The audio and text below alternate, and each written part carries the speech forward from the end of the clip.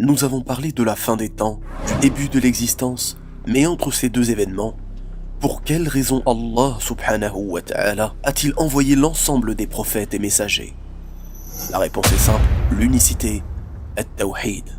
Depuis la mort de Adam alayhi salam, plusieurs siècles s'écoulèrent. Les gens étaient jusqu'alors vertueux et adoraient de façon sincère et conforme le Créateur. Mais, après cette période, le peuple de Noé commençait à s'adonner à l'adoration des idoles. Comment? C'est assez simple.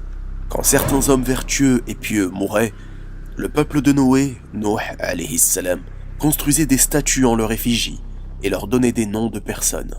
Ainsi le diable leur inspira de commettre le pire des péchés, l'association ash-shirk, leur faisant croire qu'ils faisaient une action noble. Ils se mirent alors, génération après génération, à faire de ces statues des divinités, en leur demandant de faire tomber la pluie par exemple.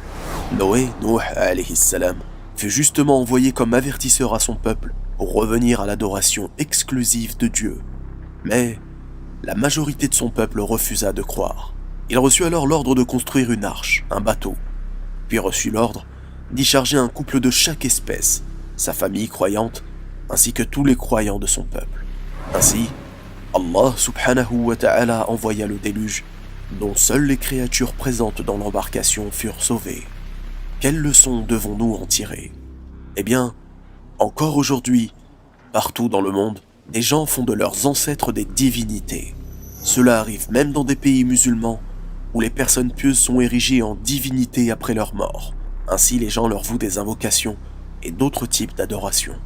Rends-toi compte que l'histoire de Noé et Nuh alayhi salam n'est pas un mythe, un conte pour enfants ou une légende.